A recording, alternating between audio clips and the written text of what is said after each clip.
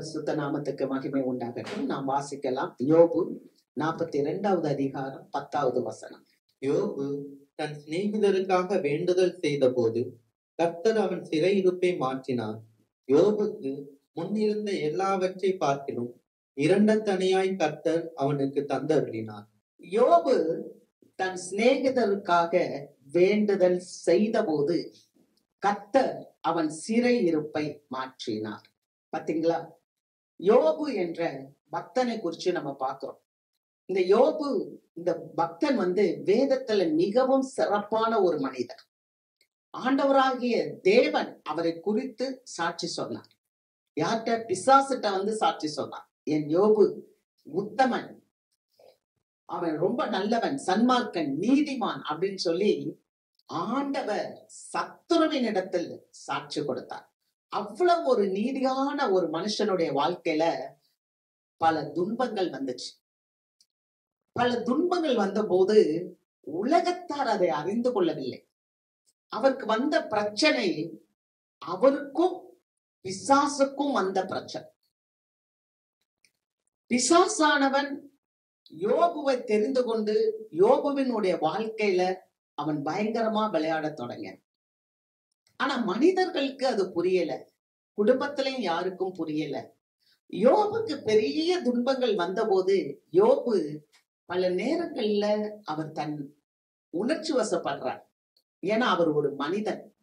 யோபு புஸ்தகத்தை வாசிக்கும் போது அவர் ஒரு மனிதனாக இருக்கிறபடியினால் பல வேளைகளில் அவர் உணர்ச்சி வசப்படுறார். அதே சமயத்துல அவருடைய துன்பங்களை அவர் மென்மையாக, அவர் பொறுமையாக, அவர் இறைவனுடைய நம்பிக்கையோட அத பெருந்தன்மையோடு ஏற்றுக்கொள்கிறார். ஹல்லேலூயா. பெருந்தன்மையோட அதை ஏற்றுக்கொண்டதுனால ஆண்டவர் அவருக்கு பன்மடங்கு ஆசீர்வாதத்தை கொடுத்தார் என்று பார்க்கிறோம். ஹல்லேலூயா. அவர் தனக்கு ஆறுதல் சொல்ல வந்த நண்பர்கள் கூட யோபுவை குற்றப்படுத்தினார்கள். நீ இந்த மாதிரியான காரியங்கள் எல்லாம் செய்திருக்கிற, அதனாலதான் உனக்கு ஆண்டவர் இவ்வளவு கஷ்டத்தை கொடுக்கிறார் அப்படின்னு சொல்லி ஆறுதல் படுத்த வந்த அவருடைய சிநேகிதர்கள் யோபுவை குற்றப்படுத்தின போது கூட யோபு தன் சிநேகிதருக்காக வேண்டுதல் செய்தார் என்று பார்க்கிறோம். ஆமென். அல்லேலூயா. யோபு தன் சிநேகிதருக்காக ஜெபித்தார். அவர் அப்படி ஜெபித்ததுனால தேவன் யோபுடைய சிறையிருப்பை மாற்றினது மாத்திரமல்ல, யோபுவை 2 அத்தனையாய் ஆசீர்வதித்தார். பன்மடங்கு ஆசீர்வாதத்தை யோபு பெற்றார் என்று பார்க்கிறோம். இந்த யோபுவை போலதான் புதிய ஏற்பாட்டுல ஆண்டவராகிய இயேசு கிறிஸ்துவை குறித்து பார்க்கிறோம். அல்லேலூயா. ஆண்டவராகிய இயேசு கிறிஸ்துவிலதான் இந்த யோபுவின் சரித்திரம் முற்று பெறுவதாக நான் விசுவாசிக்கிறேன். ஆமென். ஆண்டவருடைய இயேசு கிறிஸ்துவனுடைய வாழ்க்கையில அவர் பேசின ஒரு காரியத்தை பார்க்கும்போது லூக்கா எழுதின நற்செய்தி நூல் 18வது அதிகாரம் 29-30 வசனங்களை நாம் வாசிப்போம். அதற்கு அவர், தேவனுடைய ராஜ்யத்தின் நிமித்தம் வீட்டையாவது, பெற்றோரையாவது, சகோதரரையாவது, மனைவியையாவது, பிள்ளைகளையாவது விட்டுவிட்ட எவனும் இம்மையிலே அதிகமானவைகளையும் மறுமையிலே நித்திய ஜீவனையும் அடையாமல் போவதில்லை என்று மெய்யாகவே உங்களுக்கு சொல்லுகிறேன் என்றார். இயேசுவானவர் தன் வாய்களை திறந்து அவர் பேசுற வார்த்தை அவருடைய நாமத்து நிமித்தம், இயேசுவுடைய பெயருக்காக வீட்டையாவது, பெற்றோரையாவது, சகோதரரையாவது, மனைவியையாவது, பிள்ளைகளையாவது விட்டவர்கள் இம்மையிலே 100 அத்தனையும் மறுமையிலே நித்திய ஜீவனையும் பெறுவார்கள் என்று சொன்னார். அல்லேலூயா. இந்த யோபு ஆண்டவர் நிமித்தமாக அவருடைய பிள்ளைகள் எல்லாம் இறந்து போனாங்க, அவருடைய செல்வங்கள் எல்லாம் போச்சு. ஆனாலும் ஆண்டவர் மேல அவர் நம்பிக்கையாய் உறுதியாய் இருந்தார். எல்லாவற்றையும் ஆண்டவர் பன்மடங்காக அவருக்கு திருப்பி கொடுத்தார். அல்லேலூயா. இன்னைக்கு நமக்கு ஒரு காரியம் ஆண்டவர் பேசுகிறார். யோபு தன் சிநேகிதருக்காக ஜெபித்தார், வேண்டுதல் செய்தார். யோபு எப்போதும் ஜெபிக்கிற ஒரு மனுஷன். நம்முடைய வாழ்க்கையிலும் நம்ம எப்போதும் ஜெபிக்க வேண்டும். ஆமென். சபையானது ஜெபிக்க வேண்டும். ஜெபிக்கும் போது உங்களுடைய பிரச்சனைகளை நீங்க சொல்லுறதுக்கு, நீங்க சொல்லும் போது அதை கேட்கறதுக்கு இயேசு ஆயத்தமா இருக்கிறார். அல்லேலூயா. அப்ப நம்ம பிரச்சனைகளை பேச வேண்டும். பாருங்க, யோபு தன் குடும்பத்துக்காக ஜெபித்தார். முதலாவது நம்ம சொல்றோம் சிநேகிதருக்காக ஜெபித்தார். ஆனா 1வது அதிகாரம் 5வது வசனத்துல வாசிக்கும் போது யோபு தன்னுடைய குடும்பத்துக்காக ஜெபிக்கிறார். வாசிக்கலாம். யோபுவின் புஸ்தகம் 1வது அதிகாரம் 5வது வசனம். விருந்து செய்கிற அவரவருடைய நாள்முறை முடிகிற போது யோபு, ஒருவேளை என் குமாரர் பாவம் செய்து தேவனை தங்கள் இருதயத்திலே தூஷித்திருப்பார்கள் என்று சொல்லி அவர்களை அழைத்தனுப்பி பரிசுத்தப்படுத்தி அதிகாலமே எழுந்து அவர்கள் எல்லாருடைய லெக்கத்தின்படியேயும் சர்வாங்க தகன பலிகளை செலுத்துவான்.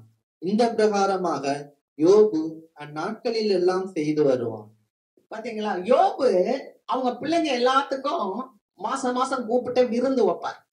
பெண்கள் எல்லாம் கூப்பிட்டு, பசங்கள் எல்லாம் கூப்பிட்டு, பேர பிள்ளைங்க எல்லாருக்கும் சேர்த்து விருந்து வைப்பார். அப்படி விருந்து வைக்கும் போது ஒவ்வொரு மாதமும் யோபு தன் பிள்ளைகளுக்காக ஜெபிச்சு சுத்திகரிப்பார். என்னன்னு சொன்னா, ஒருவேளை என்னுடைய பிள்ளைகள் தேவனை இருதயத்துல தூஷித்து இருப்பார்கள், இருதயத்துல கூட ஆண்டவரை அசட்டை பண்ணிவிடக் கூடாது. ஏதாவது ஒரு காரியம், தேவையற்ற காரியத்தை அந்த டைனிங் டேபிள்ல உட்கார்ந்து சாப்பிட்டுட்டு இல்லையா ஏதாவது ஒண்ணு பேசியிருப்பாங்கன்னு சொல்லி அவ்வளவு பயபக்தியோட தன்னுடைய பிள்ளைகளுக்காக சர்வாங்க தகன பலிகளை செலுத்துகிறார், எரிபலிகளை செலுத்துகிறார். யாருக்காக? தன்னுடைய பிள்ளைகளுக்காக. தன்னுடைய பிள்ளைகளுக்காக அவர் ஜெபிக்கிறத பார்க்கிறோம், அவருடைய குடும்பத்துக்காக. இன்னைக்கு இத கேட்கும் போது நமக்கு ஆண்டவர் ஒரு காரியத்தை சுட்டி காட்டுகிறார். பெற்றோர் நம்முடைய பிள்ளைகளுக்காக ஜெபிக்கிறோமா? நம்முடைய பிள்ளைகளுடைய சுகவாழ்வுக்காக அநேக தியாகங்களை செய்கிறோம். நம்முடைய பிள்ளைகள் நம்ம பட்ட கஷ்டத்தை அவங்களுக்கு தெரியக்கூடாது, அவங்க ரொம்ப ஆசீர்வாதமா வாழணும்னு சொல்லிட்டு நிறைய காரியங்களை அந்த பிள்ளைகளுக்காக அர்ப்பணிக்கிறோம் பெற்றோர். ஆனால் பிள்ளைகளுடைய நல்ல ஒழுக்கத்துக்காக, பிள்ளைகளுடைய பாதுகாப்புக்காக, அவர்களுக்காக நாம செபிக்கிறோமா? இன்னைக்கு ஆண்டவர் நமக்கு கேட்கிறார். பெற்றோருக்கு அது கடமை உண்டு. நீங்க எகிப்துல இருந்து ஜனங்கள் வெளியே வந்துட்டாங்க.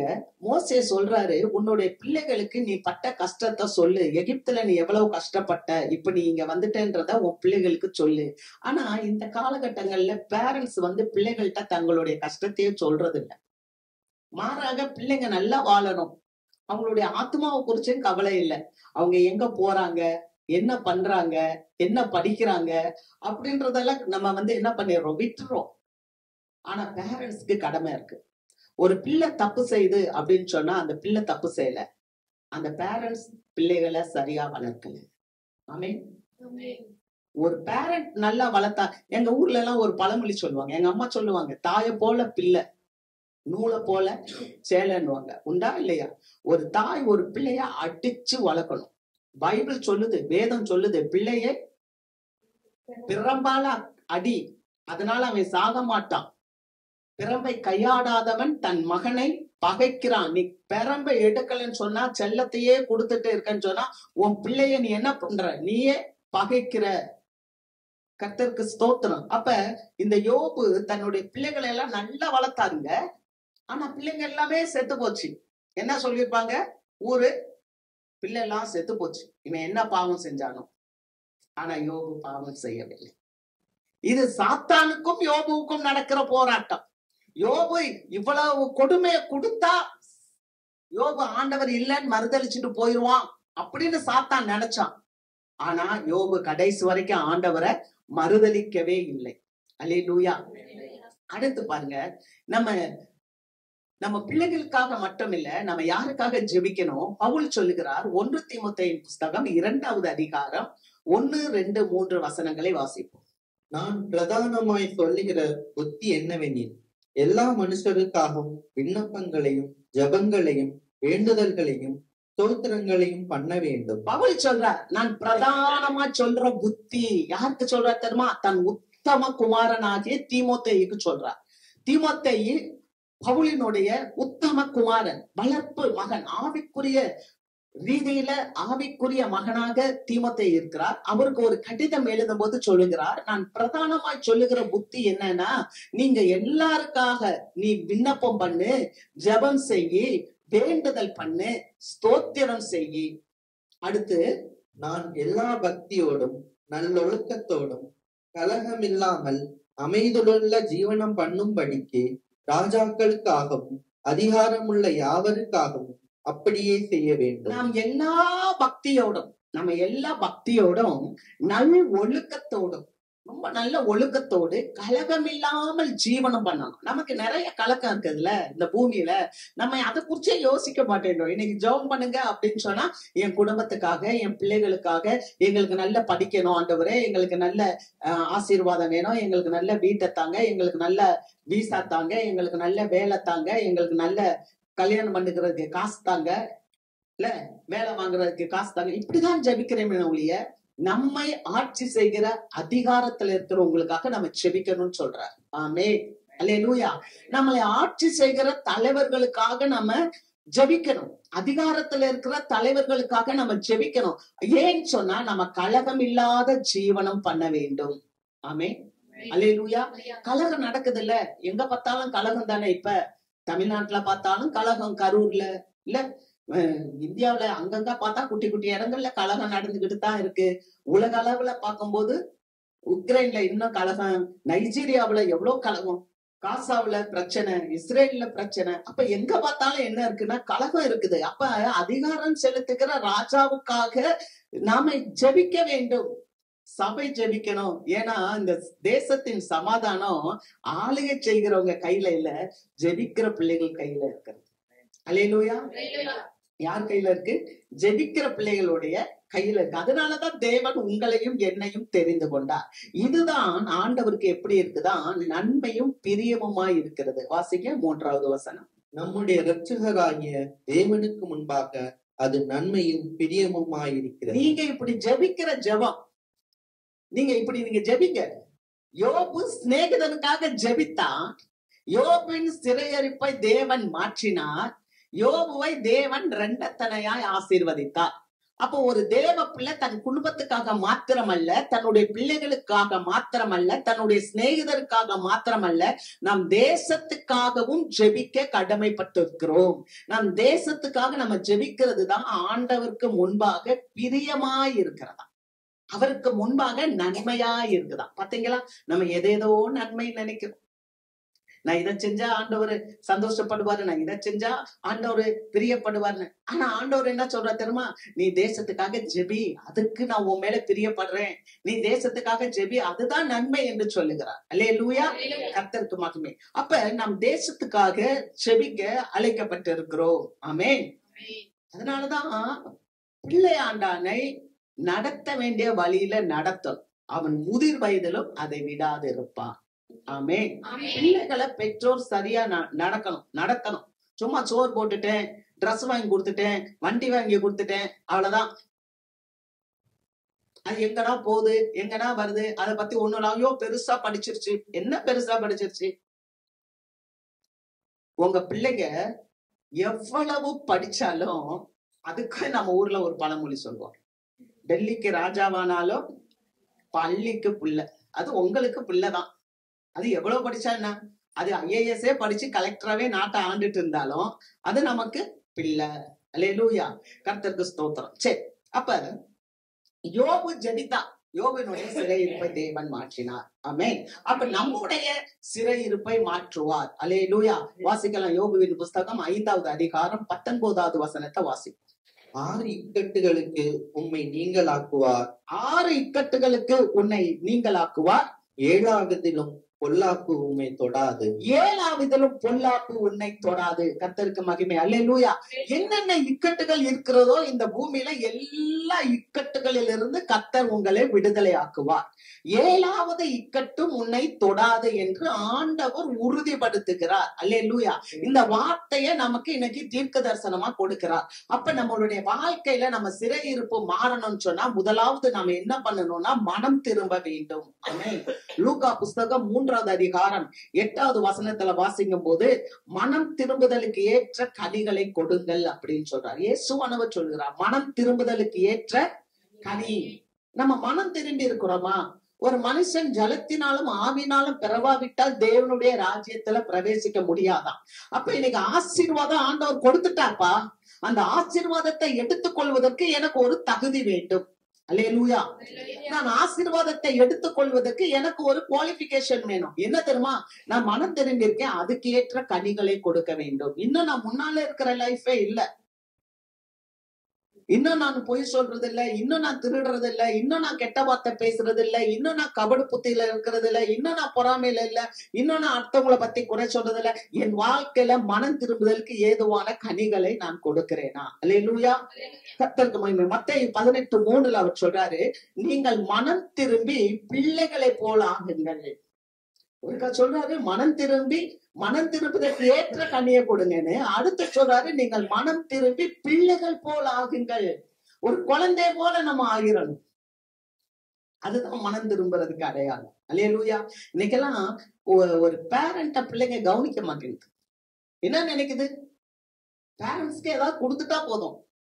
நீங்க கொடுக்கறது அல்ல. இங்க நல்ல கவனிங்க. பெற்றோர் பிள்ளைகளை ஜாக்கிரதையோட வளர்க்கணும். ஆனா பேரண்ட்ஸ் பிள்ளைங்க எப்படி நடக்குதுன்னா கனிவோடு நடத்த வேண்டும். ஆமென். பேரண்ட்ஸ் பிள்ளைங்க கனிவோடு நடத்த பழகுங்க. அவங்க வயசாகிட்டாங்க, உங்களை எப்படி அவங்க வளர்த்திருப்பாங்க, நம்மளை எப்படி அவங்க நடத்தி இருப்பாங்க, எப்படி படிக்க வச்சிருப்பாங்க. ஆனா அவங்களுடைய உணர்வுகளை புரிந்து கொள்ளாமல், அவர்களுடைய ஆத்ம சிந்தனைகளை புரிந்து கொள்ளாம ஏதோ நான் பாதுகாக்கிறேன் இல்ல. பெரியோருடைய விருப்பத்தை செய்து கொடுக்க பிள்ளைகள் முன்வர வேண்டும். ஆமென். எத்தனை குடும்பங்கள்ல பாக்குறேன் தெரியுமா? இப்பெல்லாம் எவ்வளவு குடும்பங்கள்ல பாக்குறேன். அந்த பிள்ளைகளுக்காக அந்த பேரண்ட்ஸ் பட்ட பிரயாசங்கள், அவங்க எவ்வளவு உருகி வளர்த்திருக்காங்க தெரியுமா? அவங்க உலகமே பிள்ளைகளா தான் இருந்துச்சு. ஆனா இன்னைக்கு அந்த பிள்ளைங்க ஏனோ தானோ என்று குடும்பத்துல செய்ய வேண்டிய கடமையை கூட செய்யாம இருந்தா வேதம் சொல்லுது, அதை காட்டிலும் கருவளைந்த பிண்டம் வாசி. கர்த்தருக்கு ஸ்தோத்திரம். நாம பிள்ளைகள் போல் ஆக வேண்டும் என்று ஆண்டவர் சொல்லுகிறார். அல்லேலூயா. லூக்கா புஸ்தகம் 13வது அதிகாரம் 3வது வசனம் 5வது வசனத்துல சொல்றாரு, நீங்க மனம் திரும்பாட்டினா கெட்டு போயிருவீங்க. லுக்கிய மனம் திரும்பாட்டினா கெட்டு போயிருவீங்க. கர்த்தர் பேசுற. ஒருவேளை இந்த கால வேளையில ஒரு மாதிரி நமக்கு நல்ல ஜிலுன்னு ஒரு வசனத்தை கொடுக்காட்டாலும் ஆண்டவர் நம்மோடு பேசுற வார்த்தையில அர்த்தம் உண்டு. அல்லேலூயா. இது தேவனுடைய வார்த்தை. நீ மனம் திரும்பன்னு சொல்றாரு. எல்லாருக்கும் ஆண்டவர் சொல்றாரு, மனம் திரும்பன்னா கெட்டு போவீங்க. பவுல் அழகா பேசுறாரு பாருங்க. பவுல் தான் கொரிந்திய சபையை ஸ்தாபித்தார். ஆனா அவர் சொல்லுகிறார், வாசிக்கலாம். 1 கொரிந்தியர் 15வது அதிகாரம் 2வது வசனத்தை நம்ம வாசிப்போம். நான் உங்களுக்கு பிரசங்கித்த பிரகாரமாய் நீங்கள் அதை கை கொண்டிருந்தால் அதனாலே நீங்கள் ரட்சிக்கப்படுவீர்கள். அதனாலே நீங்கள் ரட்சிக்கப்படுவீர்கள். நான் உங்களுக்கு பிரசங்கம் பண்ணினதை நீங்க கை கொண்டிருந்தால் நீங்கள் ரட்சிக்கப்படுவீர்கள். மற்றபடி உங்கள் விசுவாசம் விருதாவாய் இருக்குமே. மற்றபடி எனக்கு விசுவாசம் இருக்கு. உனக்கு விசுவாசம் இருந்தாலும் அது பிரயோஜனத்துக்கு இல்ல. பவுல் சொல்றார். அவர் ஸ்தாபித்த கொரிந்திய சபைக்கு சொல்றார். என்ன சொல்ல தெரியுமா? நான் ஓயாம உனக்கு சுவிசேஷத்தை சொல்றேன். ஆனா நான் சொன்ன சுவிசேஷத்தை நீ கை கொண்டால், நீ அதை ஏற்றுக்கொண்டால், அதன்படி நீ நடந்தால் உன் வாழ்க்கையில ரட்சிப்பு உண்டு, உன் வாழ்க்கையில சந்தோஷம் உண்டு, உன் வாழ்க்கையில சமாதானம் உண்டு, உன் வாழ்க்கையில ஆசீர்வாதம் உண்டு, உன் வாழ்க்கையில நன்மை உண்டு. அதன்படி நீ நடக்கல, அந்த வார்த்தையை கை கொள்ளல அப்படின்னா எனக்கு விசுவாசம் இருக்கு நீங்க சொன்னாலும் அந்த விசுவாசம் எப்படி இருக்கும்னா விருதாவா இருக்கும். அது பயனுள்ளதா இருக்காது, அது பலன் தராது. அப்ப பவுலடியார் அந்த சபையை நேசிக்கிறான். ஏன்னா அவர் உருவாக்கின சபை என்பது கிறிஸ்துவின் ரத்தத்தினால் கழுவப்பட்டு மீட்கப்பட்ட சபை.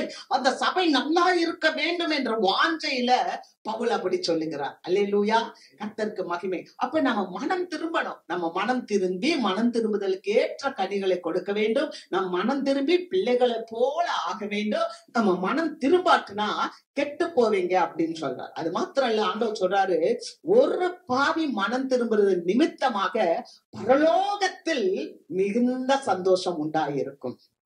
அல்லேலூயா. அப்ப நம்ம மனம் திரும்பணும். ஒவ்வொரு நாளும் மனம் திரும்பணுங்க. ஒவ்வொரு நாளும் ஆண்டவர் கிட்ட போகணும். இப்படி ஆண்டவர் கிட்ட நீங்க போக போக என்ன ஆகும் தெரியுமா?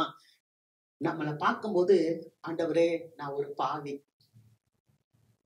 ஆமென், நான் பரிசுத்தமா, ஆனா கிட்டக்க ஆண்டவர் கிட்டக்க போக போகதான் நான் பாவின்றதே தெரியும். ஏன் தெரியுமா? கண்ணாடி கிட்டக்க வர வர என் மூஞ்சி எப்படி இருக்குன்றது எனக்கு தெரியும். ஆமென், அல்லேலூயா.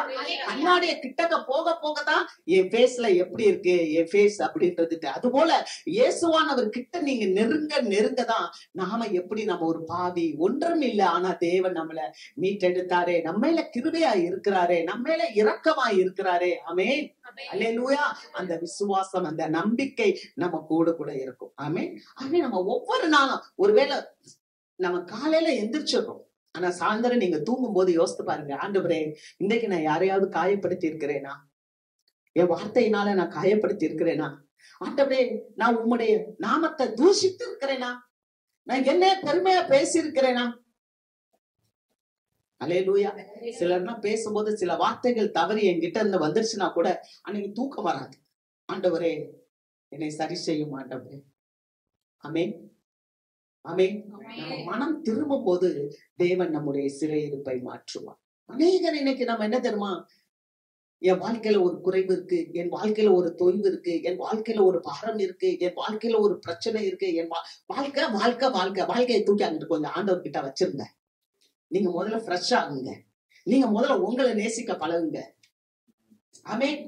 உங்களை முதல்ல நீங்க நேசிக்க பழகுங்க. நீங்க நல்லா இருக்கணும், நான் நல்லா சாப்பிட்டேனா, நான் நல்லா குளிச்சேனா, நான் நல்லா உடுத்தினா, நான் நல்லா ஜெபிக்கிறேனா, நான் நல்லா நடக்கிறேனா, அல்லேலூயா, பார்த்து எல்லாம் சரியாயிருவாங்க.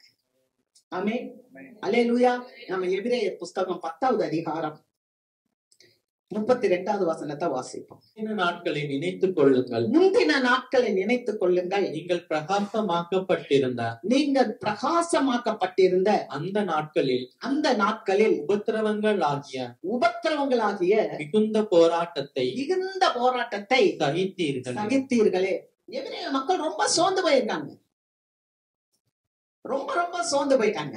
வாழ்க்கையில விரக்தி நிலைமை அடைஞ்சிட்டாங்க. அவ்வளவுதான் அப்படின்னு நினைக்கிறாங்க. அப்ப ஆக்கியோன் சொல்றாரு, முந்தின நாட்களை நினைச்சு பாரு. உங்க முந்தின நாட்களை நினைச்சு பாருங்கப்பா. எவ்வளவு போராட்டம் இருந்துச்சு, எவ்வளவு உங்களுக்கு கஷ்டம் இருந்துச்சு. அப்பெல்லாம் நீங்க பிரகாசமா தானே இருந்தீங்க, அப்பெல்லாம் நல்லா தானே இருந்தீங்க. அல்லேலூயா. நீங்க அப்பெல்லாம் நல்லா இருந்தீங்களே, மிகுந்த போராட்டத்தை சகித்தீர்களே. உங்க வாழ்க்கையில முன்னாலே போராட்டம் இருக்கத்தான் செஞ்சுச்சு, அதெல்லாம் தாண்டிதான் நீங்க வந்திருக்கீங்க. ஆமென். யாராவது கஷ்டம் இல்லாம வந்துட்டோமா? இங்க இருக்கிற எல்லாரையும் குறிச்சு என்னால சொல்ல முடியும். எவ்வளவு கஷ்டத்தை நீங்க சந்திச்சிருக்கீங்க, எவ்வளவு கஷ்டத்தை தாண்டி வந்திருக்கீங்க, அத கொஞ்சம் நினைச்சு பாருங்க. அடுத்த வசனம் வாசிப்போம். நிந்தைகளினாலும் உபத்திரவங்களாலும் நீங்கள் வேடிக்கையாக்கப்பட்டதும் அல்லாமல் அப்படி நடத்தப்பட்டவர்களுக்கு பங்காளிகளும் ஆனீங்க. அடுத்த வசனம் வாசிங்க. நான் கட்டப்பட்டிருக்கையில் நீங்கள் என்னை குறித்து பரிதபித்ததும் அன்றி. பவுல் சொல்றாரு, பவுல் கட்டப்பட்டிருந்தாராம், கஷ்டத்துல இருந்தார். அப்ப அதை பார்த்து எபிரேய மக்கள் என்ன பண்ணாங்களாம்? பரிதாபப்பட்டாங்களாம். பரிதாபப்பட்டது மட்டுமில்ல, பரலோகத்தில் அதிக மேன்மையும் நிலையும் உள்ளதுமான சுதந்திரம் உங்களுக்கு உண்டென்று அறிந்து உங்கள் ஆஸ்திகளையும் சந்தோஷமாய் கொள்ளையிட கொடுத்தீர்கள். இந்த ஊழியனுடைய கஷ்டத்தை பார்த்து பரலோகத்துல அவங்களுக்கு நல்ல ஆஸ்திகள் இருக்குன்னு சொல்லி அவங்களுடைய சொத்துக்களை எல்லாம் என்ன பண்ணாங்களாம், அவங்க அந்த ஊழியருக்கு கொடுத்து ஊழியத்தை தாங்கினாங்க. அல்லேலூயா. அத பவுல் சொல்றா, நீ முன்னால நல்லா தானப்பா இருந்த, உனக்கு அப்பவும் போராட்டம் தான் இருந்துச்சு. அந்த போராட்டத்துக்கு மத்தியில தான் நீ என்ன பண்ண? ஆண்டவருடைய ராஜ்யத்துக்கு பணி செய்த. ஹல்லேலூயா. ரொம்ப போராட்டம் இருந்தது. போராட்டத்துக்கு மத்தியில தான் நீ பணி செய்த. உன் ஆஸ்திகளை சந்தோஷமா கொள்ளையிட கொடுத்த. அடுத்து ஆகையால் மிகுந்த பலனுக்கு ஏதுவான உங்கள் தைரியத்தை விட்டு விடாதிருங்கள். அல்லேலூயா, அல்லேலூயா. மனம் திரும்புங்க, தைரியமா இருங்க. ஆமென். ஆபத்து காலத்திலே சோர்ந்து போவாயானால் உன் பலன் குன்றினது, குறுகினது. அப்ப நீங்க ஆபத்து காலத்துல ஒரு நேரம், ஒரு பிரச்சனை, அது ஏன் நீங்க ஆபத்துன்னு நினைக்கிறீங்க? அது ஆபத்து இல்ல, அது ஒரு சவாலான நேரம். ஆமென். என்ன நேரம்? உம்மாலே நான் ஒரு சேனைக்குள் பாய்ந்து போவேன், உம்மாலே நான் ஒரு மதிலை தாண்டுவேன். அதுதான தைரியம். இயேசுவின் நாமத்தினாலே நான் போவேன். அல்லேலூயா. ஒருவேளை இந்த கால வேளையில இந்த செய்தியை கேட்டுக்கொண்டிருக்க எனக்கு அன்பையான தேவசாரமே, நீங்க ஒருவேளை ஒரு பயத்தோட, ஒரு நடுக்கத்தோட, எதிர்காலத்தை குறித்த ஒரு காரியத்தோடு சிந்தித்து கொண்டு நான் பலனற்றவனாய், நான் தனிமையாக, எனக்கு உதவி செய்கிறதுக்கு யாரும் இல்லாதபடிக்கு நான் இருக்கிறேன் என்று சோர்ந்து போய் இருப்பீங்கன்னா, ஆண்டவர் உங்களுக்கு இந்த வார்த்தையை கொடுக்கிறார். நீங்க தைரியமாக இருங்கள். அல்லேலூயா. கர்த்தர் நம் பட்சத்தில் இருக்கும் போது நமக்கு எதிராக இருப்பவன் யார்? ஆக நாம் மனம் திரும்ப வேண்டும். எல்லாவற்றிலும் மனம் திரும்ப வேண்டும். ஆமென். அல்லேலூயா. மனம் திரும்புறது நிமித்தமாக பரலோகத்துல சந்தோஷம். ஆண்டவர் சொல்றார், அப்போஸ்தலர் 17வது அதிகாரம் 30-31 வசனம் வாசிப்போம். அறியாமை உள்ள காலங்களை தேவன் காணாதவர் போல் இருந்தார். இப்பொழுதோ மனம் திரும்ப வேண்டும் என்று எங்கும் உள்ள மனுஷர் எல்லாருக்கும் கட்டளையிடுகிறார். மேலும் ஒரு நாளை குறித்திருக்கிறார். அதிலே அவர் தாம் நியமித்த மனுஷனை கொண்டு பூலோகத்தை நீதியாய் நியாயம் தீர்ப்பார். அந்த மனுஷனை மரித்தோரில் இருந்து எழுப்பினதினாலே அதன் நிச்சயத்தை எல்லாருக்கும் விளங்க பண்ணினார் என்றான். அல்லேலூயா. அறியாமல் உள்ள காலங்களை தேவன் காணாதவர் போல் இருந்துட்டார். இது வரைக்கும் நம்ம அறியாம இருந்தோம், ஆனா அதெல்லாம் ஆண்டவர் காணால. ஆனா இப்ப நமக்கு தெரிஞ்சுக்கிடுச்சு. அதனால ஆண்டவர் சொல்றாரு, நம்ம மனம் திரும்ப வேண்டும். ஆமென். நம்ம மனம் திரும்பி ஆண்டவரை ஏற்றுக்கொள்ள வேண்டும். இதுக்கு முன்னால எனக்கு தெரியாம இருந்துச்சு, பரவாயில்ல. ஏன் நம்ம ஆண்டவரை ஏற்றுக்கொள்ளணும், ஏன் நம்ம மனம் திரும்பணும் அப்படின்னா, ஒரு நாளை நியமித்திருக்கிறார். ஒரு நாள் இருக்குது, ஒரு நாள் வரப்போகுது. அந்த நாள் நியாய தீர்ப்பின் நாள். அந்த நாள்ல ஆண்டவர் ஒரு மனிதனை கொண்டு நியாயம் தீர்க்க போறார். யார் அந்த மனிதன்? அவர்தான் இயேசு கிறிஸ்து. அல்லேலூயா. யார் அந்த மனிதன்? மனிதனாக வந்து பிறந்த இயேசு கிறிஸ்து. அவர் மரித்து உயிரோடு எழுந்ததுனால, அவர் உயிரோடு கூட எழுந்து இருக்கிறார் என்பதை நிரூபிக்கிறதற்காக அவரை கொண்டே அவர் நியாயம் தீர்க்க போகிறார். அல்லேலூயா. அதனாலதான் முழங்கால்கள் யாவும் அவருக்கு முன்பாக முடங்கும் என்று சொன்னார். மாத்திரமல்ல, அவர் மனிதனாக வந்து பிறந்ததுனாலதான் ஆண்டவராகிய தேவன் குமாரனாகிய கிறிஸ்துவுக்கு நியாயம் தீர்க்கின்ற தீர்ப்பை கொடுத்து இருக்கிறார். உங்களையும் என்னையும் நியாயம் தீர்க்கும்படியான ஒரு நியாய தீர்ப்பை செய்வதற்கேற்ற ஒரு அதிகாரத்தை இயேசுவுக்கு கொடுத்திருக்கிறாங்க. முதல்ல ஆண்டவர் இயேசு வரும்போது நமக்கு ரட்சிப்பு கொடுக்கும்படி வந்தார். நம்ம ஆக்கினைக்குள்ளாக தீர்க்கும்படி வராமல் நம்ம ஆக்கினையிலிருந்து ரட்சிக்கும்படியாக இயேசு கிறிஸ்து வந்தார். அதுதான் நம்ம கொண்டாடுகிற கிறிஸ்துமஸ். ஆனா இன்னொரு முறை வரும்போது அவர் ரட்சகராக அல்ல, அவர் நியாயாதிபதியாக வரப்போகிறார். உங்களையும் என்னையும் நியாயம் தீர்க்கும்படி வருவேன் என்று சொல்லி இருக்கிறார். ஆமென். ஆகவே அறியாமை உள்ள காலங்களை தேவன் காணாதவர் போல் இருந்தார். இப்பொழுதோ எங்கும் இருக்கிற ஜனங்கள் மனம் திரும்ப வேண்டும் என்று அவர் நமக்கு கட்டளை கொடுக்கிறார். அல்லேலூயா. ஆகவே நாம் மனம் திரும்பி குணப்பட வேண்டும். அல்லேலூயா, அல்லேலூயா. நம் மனம் திரும்பி குணப்படும் போது தேவன் நம்முடைய சிறையிருப்பை மாற்றுவார். ஆண்டவர் சொல்லுறார், வேதத்துல பிள்ளைகளுக்கு நிறைய மகத்துவங்களை எழுதி கொடுத்திருக்கிறாராம். ஆனா அவர்களோ அதை அசட்டை பண்ணினார்கள். ஓசியாவின் புஸ்தகம் 8வது அதிகாரம் 12வது வசனத்தை வாசிக்கும் போது தேவன் அவருடைய பிள்ளைகளுக்கு என்ன பண்ணாராம்? வேதத்துல இருந்து மகத்துவங்களை கொடுத்திருக்கிறார். நாம அதை அசட்டை பண்ணிடக்கூடாது. அல்லேலூயா. கர்த்தருக்கு மகிமை. இப்ப பாப்போம். மனம் திரும்பினால் ஆண்டவர் என்ன பண்றாரு? சிறையிருப்பை மாற்றுகிறார். எப்படி நமக்கு சிறையிருப்பை மாற்றுகிறார்? வாசிக்கலாப்பா. லேவியராகமம் புஸ்தகம் 26வது அதிகாரம் 6 வசனம். தேசத்தில் சமாதானம் கட்டளையிடுவேன். தேசத்தில் சமாதானம் கட்டளையிடுவேன். தத்தளிக்க பண்ணுவார் இல்லாமல் படுத்துக் கொள்வீர்கள். துஷ்ட மிருகங்களை தேசத்தில் இராதபடிக்கு ஒழிய பண்ணுவேன். பட்டயம் உங்கள் தேசத்தில் உலாவுவதில்லை. அல்லேலூயா. ஆண்டவர் இப்ப சிறையிருப்பை மாற்றும் போது நமக்கு என்ன ஆசீர்வாதம்னா, அவர் ரெட்டிப்பான ஆசீர்வாதத்தை நமக்கு தருகிறார். ஆமென். உங்கள் தேசத்துல, அதாவது உங்க வாழ்க்கையில ஆண்டவர் சமாதானத்தை கட்டளையிடுகிறார். ஒவ்வொரு தனிப்பட்ட மனிதனுக்கும் ஆண்டவர் கொடுத்து போனது என்ன தெரியுமா? சமாதானம். அல்லேலூயா. ஒவ்வொரு தனிப்பட்ட மனிதனுக்கும் ஆண்டவர் சீஷர்களுக்கு கொடுத்ததும் சமாதானம் தான். அவர் சொன்னார், நான் உங்களுக்கு சமாதானத்தை வைத்து போகிறேன் அப்படின்னு சொன்னார். ஒருவேளை நம்ம வாழ்க்கையில நம்ம அமைதியற்று இருக்கிறோமா, குழப்பமான சூழ்நிலையில இருக்கிறோமா, அல்லது எதிர்மறையான சூழ்நிலைகள் என் வாழ்க்கையில நடந்து கொண்டு இருக்கிறதே, இதுல இருந்து நான் எப்படி தப்பிப்பேன்? கர்த்தர் மேல் உன் பாரத்தை வைத்துவிடு, அவர் உன்னை ஆதரிப்பார். அல்லேலூயா. அப்ப ஆண்டவர் சொல்றா, உன்னுடைய தேசத்துல சமாதானம் இருக்கும், உன் வாழ்க்கையில சமாதானத்தை கொண்டு வருவேன். தத்தளிக்க பண்ணுவார் இல்லாமல் படுத்துக் கொள்வீர்கள். ஆமென். சலசலப்ப பார்த்து பிள்ளைங்க பயப்படக்கூடாது. உலகத்தில் இருக்கிறவர்களை காட்டிலும் உங்களிடத்தில் இருக்கிறவர் பெரியவர். அல்லேலூயா. உலகத்துல இருக்கிறவர்களை காட்டிலும் உங்களிடத்தில் இருக்கிறவர் பெரியவர். விசுவாசிக்கணும். தத்தளிக்க பண்ணுவார் இல்ல. துஷ்ட மிருகங்கள் தேசத்தில் இராதபடி ஒளிய பண்ணினேன். துஷ்ட மிருகம் உங்களுக்கு விரோதமாய், உங்களை கடிக்கிறதுக்காக, உங்களை பட்சிக்கும்படி, உங்களை வேதனைப்படுத்தும்படி எழும்புகிற சாத்தானின் கூறிய பற்களை தேவன் உங்கள் தேசத்தில் இருந்து, அதாவது உங்க எல்லைகளில் இருந்து தேவன் அகற்றி விடுவார். அல்லேலூயா. தேசம் அப்படின்னா நான் வாழ்கிற முழு தேசத்தை அல்ல, உங்களுடைய வாழ்க்கையிலிருந்து தேவன் அகற்றி விடுவார். அல்லேலூயா. நல்லா புரிஞ்சுக்கொள்ளணும். ஆமென். ஏன்னா உலகத்துல உபத்திரம் உண்டு, புதன்கோள் நான் இந்த உலகத்தை ஜெயித்தேன் அப்படின்னு. நான் உலகத்துல உபத்திரம் இருக்கு, நீ ஏன் பயப்படுற? அல்லேலூயா. பயப்படாத, ஏன்னா நான் உலகத்தை ஜெயித்தேன். நான் ஜெயித்தேன் இல்ல அப்படின்றாரு இயேசுவன. அப்படின்னா இயேசுவ நம்புற நீங்களும் நானும் ஜெயிப்போம். ஆமென். அல்லேலூயா. பட்டயம் உங்கள் தேசத்தில் உலாவுவதில்லை. பட்டயம் எப்ப பார்த்தாலும் சண்டை, எப்ப பார்த்தாலும் பிரச்சனை, எப்ப பார்த்தாலும் உங்களை வெட்டணும் குத்தணும் சில வார்த்தைகள், இதெல்லாம் இனிமேல் வராது.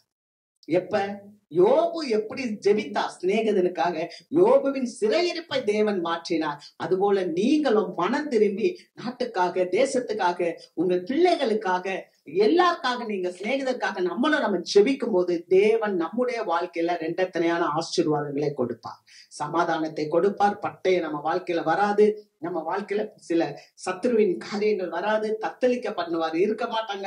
இப்படியான காரியங்களை சொல்லுறார். 7வது வசனத்தை வாசிப்போம். உங்கள் சத்துருக்களை துரத்துவீர்கள். உங்கள் சத்துருக்களை துரத்துவீர்கள். அவர்கள் உங்கள் முன்பாக பட்டயத்தால் விழுவார்கள். அப்ப ஆண்டவர் சொல்றார், நான் உனக்கு பாதுகாப்பு தருவேன். நான் நெருக்கத்துல நீதிமானுக்கு பாதுகாப்பு உண்டு. உன் சத்துருக்கள் உனக்கு முன்பாக விழுந்து போவார்கள். அல்லேலூயா. ஆபத்தில் அவன் என்னை நோக்கி கூப்பிடுவான், நான் அவனை தப்புவித்து அவனை கனப்படுத்துவேன். ஆமென். அப்ப நம்ம ஆண்டவரை நோக்கி கூப்பிடும் போது நம்மளை தப்புவிக்கிறவர், நம்மளை குணப்படுத்துகிறவர். ஏசாயா புஸ்தகத்துல வாசிக்கிறோம் 43, நீ தண்ணீர்களை கடக்கும் போது நான் உன்னோடு இருப்பேன், நீ ஆறுகளை கடக்கும் போது அவைகள் உன்மேல் புரளுவதில்லை, நீ அக்னியில் நடந்தாலும் வேகாது இருப்பாய், அக்னி ஜுவாலை உன் பேரை பற்றாது. இங்க இருக்கிறீங்களா? அல்லேலூயா. உங்களுடைய கான்சென்ட்ரேஷன் மைண்ட் பவரை நீங்க சிதற பண்ணக்கூடாது. அன்னைக்கு ஒருத்தவங்க சொன்னாங்க என்கிட்ட, என்ன சொன்னாங்க தெரியுமா? தாம்பரத்துல நின்னா அவங்க மைண்டு கிண்டியில இருக்குமா. எப்படி இருக்கும்? மைண்ட் ஓடிக்கிட்டே இருந்தா எப்படி இருக்கும்? இந்த மைண்ட ரிலாக்ஸ் பண்ணணும். எதை வச்சு? தேவனுடைய வார்த்தையை வச்சு. தேவனுடைய வார்த்தையை வச்சு ரிலாக்ஸ் பண்ணணும். ஸ்பீடா கரண்ட் வந்துகிட்டே இருக்கு, என்ன ஆகும்? ஃப்ரிட்ஜ் போயிடும், அடி வாங்கிரும். டிவி அடி வாங்கிறோம். அப்ப அது என்ன பண்றோம்?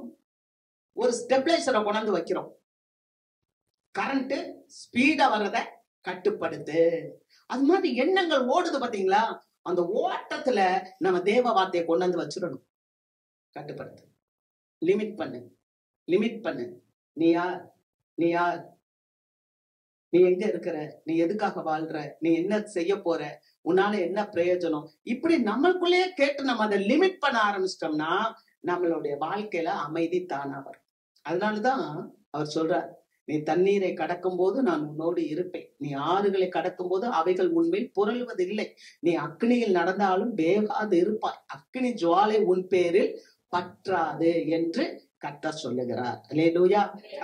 நம்ம வாழ்க்கையில அக்னி இருக்கலாம், நம்ம வாழ்க்கையில ஆறுகள் இருக்கலாம், வெள்ளம் வரலாம், என்ன வந்தாலும் கர்த்தர் என் கூட இருக்கிறார். ஆமென். அப்ப ஆண்டவர் உங்களை அப்படியே நடத்திட்டு போவார். அதுதான் உங்களுக்கு ஆசீர்வாதம். உங்க தேசத்துல பட்டயம் வராது, உங்களை தத்தளிக்க பண்றவங்க இருக்க மாட்டாங்க, உங்களுடைய சத்துக்களை நீங்க துரத்துவீங்க. அல்லேலூயா. இதுதான் தாராளமான ஆசீர்வாதங்கள் கர்த்தர் நமக்கு கொடுக்கிறது. அடுத்த ஒரு காரியம் வாசிக்கலாம். மல்கியா புஸ்தகம் 3வது அதிகாரம் 10வது வசனம். என் ஆலயத்தில் ஆகாரம் உண்டாயிருக்கும்படி தசம பாகங்களை எல்லாம் பண்டசாலையிலே கொண்டு வாருங்கள். அப்பொழுது நான் வானத்தின் பலகணிகளை திறந்து இடம் கொள்ளாமற் போகும் மட்டும் உங்கள் மேல் ஆசீர்வாதத்தை வருஷிக்க மாட்டேனோ என்று அதனால் என்னை சோதித்து பாருங்கள் என்று சேனைகளின் கர்த்தர் சொல்லுகிறார். அடுத்த ஆண்டவர் நமக்கு சொல்றது, வானத்தே திறப்பார். வானத்தை திறந்து இடம் கொள்ளாம போகும் மட்டும் நான் உன்னை ஆசீர்வதிப்பேன். இது வார்த்தை, இது நான் சொல்றது இல்ல, பரிசுத்த ஆவியானவர் வேதத்துல பதிவு பண்ணி இருக்கிறார். அப்ப தேவனுடைய பிள்ளைகளுக்கு தேவன் கொடுக்கிற வார்த்தை உண்மையான வார்த்தை. எப்படி கொடுப்பாராம்? வானத்தே திறப்பாராம். நீங்க போவீங்க, மனுஷன்ட்ட போவீங்க, மனுஷன்ட்ட உங்களுக்கு ஒண்ணு நடக்காது. அல்லது நீங்க கிழக்கு பக்கமா போவீங்க, தெற்கு பக்கமா போவீங்க, அல்லது மேற்கு பக்கமா போவீங்க, வடக்கு பக்கமா போவீங்க, எந்த பக்கம் உங்களை கைவிட்டாலும் மேல இருக்கிற வானம் உங்களை கைவிடாது. அல்லேலூயா. அவர் வானத்தின் பலகணிகளை திறந்து உங்களுக்கு என்ன பண்ணுவார்னா ஆசீர்வாதத்தை கொடுப்பார். ஆமென். வாசிக்கலாம் நீதிமொழிகள் புஸ்தகம் 3வது அதிகாரம் 9-10 வசனம். உன் பொருளாலும் உன் எல்லா விளைவின் முதல் பலனாலும் கர்த்தரை கனம் பண்ணு. அப்பொழுது உன் களஞ்சியங்கள் பூரணமாய் நிரம்பும், உன் ஆலைகளில் திராட்சரசம் புரண்டோடும். உன் பொருளாலும் உன் எல்லா விளைவின் முதற் பலனாலும் கர்த்தரை கனம் பண்ணு. இந்த இடத்துல நான் உங்களுக்கு சொல்ல வேண்டியது இருக்கு. ஒரு 10-15 வருஷத்துக்கு முன்னால நான் ஒரு கூட்டத்துக்கு போயிருந்தேன். நம்ம அண்ணன் சிஸ்வா பிரகாஷ் அண்ணனுடைய பிஷப் பேராயர் இடத்துல ஒரு செய்தி கொடுக்க ஒரு மனிதர் வந்திருந்தார். அமெரிக்க தேசத்துல இருந்து வந்திருந்தார். நான் நினைக்கிறேன் அவர் பேரு டேவிட் அப்படின்னு நினைக்கிறேன். அவர் ஒரு செய்தி கொடுத்தார். கொடுக்கும்போது சொன்னாரு, முதல் பலனால் நீ ஆண்டவர் இடத்துல அன்பு செலுத்த. முதல் பலன் அப்படின்னா என்னன்னா, அவர் எடுத்தது இன்னும் எனக்கு அப்படியே பசுமையா இருக்கு. 10 லிட்டர் பால் கறக்குறீங்க அப்படின்னா, கறந்த பால்ல முதல்ல இருக்குல்ல கிரீமி மில்க், அது அந்த கிரீமி மில்க் தான் ஆண்டவருக்குரியது. உன் விளைவின் முதற் பலன் எல்லாத்துலயுமே நீ அவரை எப்படி கனம் பண்ணணும்னா முதல் பலனா கனவு பண்ண. உன் தேவனாகிய கர்த்தரிடத்தில் உன் முழு இருதயத்தோடு, உன் முழு பலத்தோடு, உன் முழு ஆத்மாவோடு, அது மாதிரி முதல் தரமானதை தான் நம்ம தேவனுக்கு கொடுக்கணும். அவர் பேசினது இன்னும் ஞாபகம் இருக்கு. அந்த கறக்கிறதுல அப்படி கிரீமி கிரீமி தான் ஆண்டவருக்கு. சம்பளத்தை வாங்கிட்டு வச்சுக்கிட்டு, அல்லது நம்ம வியாபாரமோ அல்லது எந்த ஒரு தொழில் யாரா இருந்தாலும் சரி, எல்லாருமே நம்ம எல்லாருமே அதை வாங்கி வச்சுக்கிட்டு அப்புறமா பார்ப்போம், கடவுள் கொடுப்போம், அப்புறமா நம்ம பண்ணிக்கிடுவோம், கடைசியா கொடுப்போம். முதலாவது இருக்கிறத கொடுக்கணும் ஆண்டவருக்கு. அதுதான் உன் விளைவின் முதற் பலனாலும் கர்த்தரை கனம் பண்ணு. அடுத்த அவசரம். அப்பொழுது உன் களஞ்சியங்கள் எப்ப நீ அப்படியே ஃபர்ஸ்டா கொடுக்கறல, இந்த கிரீமியா கொடுக்கறல, அததான் ஆண்டவர் அங்கீகரிப்பார். அப்படி அங்கீகரிக்கும் போது உன் களஞ்சியங்கள் பூரணமாய் நிரம்பும், உன் ஆலைகளில் திராட்சை ரசம் புரண்டோடும் என்று கத்துட்டு. திராட்சை ரசம் சந்தோஷம். உங்க குடும்பத்துல சந்தோஷம். திராட்சை ரசம்னா என்ன? சந்தோஷத்தை கொடுக்குது. அந்த திராட்சை செடி சொல்லுது, நான் மகிழ்ச்சியா இருப்பேன், நான் தேவர்களுக்கு மகிழ்ச்சியை கொடுக்கிறவன், நான் வந்து இந்த நாட்டை ஆளுவேனான்னு கேக்குது நியாயாதிபதியில. அப்ப நமக்கு சந்தோஷம் குடும்பத்துல இருக்கணுமா, நம்மளுடைய தொழில் ஸ்தானத்துல இருக்கணுமா, நம்மளுடைய தனிப்பட்ட வாழ்க்கையில இருக்கணுமா, முதலாவது நம்ம தேவனை கனம் பண்ணணும். எப்படி தெரியுமா? முதல்ல விளைவின் பொருளால நீங்க கனம் பண்ண கத்துக்கணும். ஒரு பையன் இருந்தாங்க, வெறும் 2 மீன் 5 அப்பம் வச்சிருந்தான். ஒரு பெரிய கிரவுடு, பெரிய கூட்டம். ஆண்டவர் வந்து செய்தியை கொடுத்துட்டு இருக்கிறாரு. ஜனங்கள்லாம் பசியா போவாங்களே, சோர்ந்து போவாங்களே, இவங்களுக்கு என்ன செய்யலாம்? அப்ப ஆண்டவர் சொல்றாரு, சாப்பாடு இருக்கா கொடுங்க. சீஷர்கள் வந்து சொல்றாங்க, இவ்வளவு பெரிய கிரவுட் இருக்குங்க, இவ்வளவு பெரிய கூட்டத்துக்கு ஒரு பையன் கையில வெறும் 2 மீன் 5 அப்பம் இருக்கு, அது எம்மாத்திரம். ஒரு பையன் கையில 2 மீன் 5 அப்பம் இருக்கு, அது எம்மாத்திரம். அப்ப ஆண்டவர் சொன்னாரு, அதை என்கிட்ட கொண்டு வாங்க. அந்த 2 மீன் 5 அப்பத்தை ஆண்டவர் கையில கொண்டாந்து கொடுத்தாங்க. ஆண்டவர் வாங்கி பிரேக் பண்ணி அதை அவங்க கையில கொடுக்குறாரு. இப்ப பிட்டு எல்லாருக்கும் கொடுங்கன்னு சொல்லும் போது அத்தனை கூட்டம் வந்திருக்குது. எல்லாரும் வந்து பந்தி பந்தியா உட்கார்ந்து இருக்காங்க. 5000 புருஷர்கள் சாப்பிட்டாங்க. அல்லேலூயா. 12 கூடைகள் மீதம் எடுக்கப்பட்டுச்சு. அப்படின்னா புருஷர்கள் வந்தாங்கன்னா அவங்க பொஞ்சாதி வந்திருப்பாங்க, அவங்க பிள்ளைங்க வந்திருப்பாங்க, அதெல்லாம் கணக்குல வரல. நீங்க யோசித்து பாருங்க, 2 மீன் தான் 5 அப்பம். நமக்கு தேவை என்னன்னா பணம் அல்ல, கொடுப்பதற்கு மனம் வேண்டும். அவன் அதை அப்படியே கொண்டாந்து கொடுத்தான். அவன் கொடுக்கும் போது அது பழுகினது, அது பெருகினது, அது பகிர்ந்து அளிக்கப்பட்டது. கர்த்தருடைய ஆலயத்துல அவர் சொல்றாரு, என்னுடைய ஆலயத்தில் ஆகாரம் உண்டாயிருக்கும்படிக்கு. ஆமென். தேவனுடைய ஆலயத்துல ஆகாரம் உண்டாயிருக்கும்படி நீங்க தசம பாகங்களை கொண்டு வாங்க. சிலர்லாம் என்னென்னமோ சொல்லுவாங்க, அதை பத்தி எல்லாம் எனக்கு தெரியாது. நான் வசனத்தை தான் போதிப்பேன். நீங்க கண்ட யூடியூப் எல்லாம் பாத்துக்கிட்டு இப்படி சொல்லிருக்க அப்படி சொல்லிருக்கா, அதுக்கு நான் பொறுப்பாளி அல்ல. ஏன்னா வசனம் சொல்லுது, லூக்கா எழுதின நற்செய்தி நூல் 6வது அதிகாரம், கொடுங்கள் அப்பொழுது உங்களுக்கு கொடுக்கப்படும். நீங்கள் எந்த அளவினால் அளக்கிறீர்களோ அந்த அளவினால் உங்களுக்கு திரும்ப அளக்கப்படும் என்று கர்த்தர் சொல்லுகிறார். வாசிங்க, லூக்கா 6:38. கொடுங்கள் அப்பொழுது உங்களுக்கு கொடுக்கப்படும், அமுக்கி குலுக்கி சரிந்து விழும்படி நன்றாய் அளந்து உங்கள் மடியிலே போடுவார்கள். நீங்கள் எந்த அளவினால் அளக்கிறீர்களோ அந்த அளவினால் உங்களுக்கும் அளக்கப்படும் என்றார். அமுக்கி குலுக்கி சரிந்து விழும்படி நன்றாய் அளந்து உங்களுக்கு கொடுப்பாங்க. நீங்க எந்த அளவினால் அளக்கிறீர்களோ அந்த அளவினால் உங்களுக்கு திரும்ப கொடுக்கப்படும். திரும்ப கொடுப்பாங்க. 12 கூட திரும்ப கொடுத்தார். அல்லேலூயா. மாத்திரம் இல்ல, ஒரு அம்மா விதவைங்க, விதவை. அந்த 7 விதவை ஒரு தீர்க்கதரிசிய போஷிக்கிறான். அவள்கிட்ட ஒண்ணுமே இல்ல. அவ சொல்றா, சாக போறோம், நாங்க சாக போறோம், கொஞ்சமாவும் தான் இருக்கு, இதை நாங்க சாப்பிட்டு நானும் என் பிள்ளையும் சாக போறோம், அதுக்காக நாங்க சொல்லி பிறக்க வந்திருக்கோம் அப்படின்றான். அப்ப அந்த தீர்க்கன் சொல்றான், நீ போய் கொஞ்சம் தண்ணி கொண்டு வா. அவ தண்ணி எடுக்க உள்ள போகும்போது, அப்படியே எனக்கு நீ வச்சிருக்கிற மாவுல ஒரு சின்ன அடைய எனக்கு செஞ்சு கொண்டு வா. முதலாவது ஒரு அடைய கொண்டு வா. அதான் அங்க ஹைலைட். முதலாவது. அந்த அம்மா சொல்றாங்க, நான் எப்படி கொண்டு வருவேன், எனக்கே ஒண்ணுமே இல்லையே. ஆனாலும் அந்த அம்மா போனாங்க, சுட்டாங்க, முதல்ல அடைய கொண்டு வந்து ஊழியருக்கு கொடுத்தாங்க. ஆனா அங்க என்ன தெரியுமா, அந்த வீட்டினுடைய சிறையிருப்பு மாறுச்சு, அந்த வீட்டுல இருக்க தரித்திரம் மாறுச்சு. பஞ்ச காலம் முடியும் வரைக்கும் அந்த வீட்டுல மாவும் எண்ணெயும் செலவழியவில்லை. அல்லேலூயா.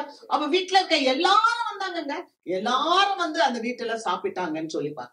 இதுதான் ஆண்டவர் இரட்டத்தனையா நம்மளை போஷிக்கிறது. ஆமென். தாராளமாய் தேவன் நமக்கு கொடுக்கிறது.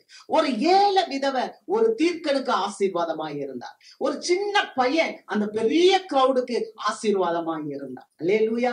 ஒரு 7 விதவை போடுற காணிக்கை இயேசுவானவர் பார்க்கிறார். அநேகர் வந்தாங்க, தன்னுடைய பர்ஸ்ல இருந்து பெருசு பெருசா தூக்கி போட்டாங்க. ஆனா அந்த 7 விதவை தன் ஜீவனுக்குள்ளதை தூக்கி போட்டான். அதை பார்த்து ஆண்டவர் இங்க பதிவு பண்றார். ஆமென். அல்லேலூயா. அங்க இந்த வேதத்துல பாக்குற சின்னவங்களானாலும் சரி, பெரியவங்களானாலும் சரி, தனிப்பட்ட மனுஷர்களானாலும் சரி, அல்லது ஒரு குட்டி பிள்ளைங்களானாலும் சரி, சிறை பிடிக்கப்பட்ட பிள்ளை, எல்லாருமே ஆசீர்வாதமா இருக்கிறவர்கள். ஆமென். அல்லேலூயா.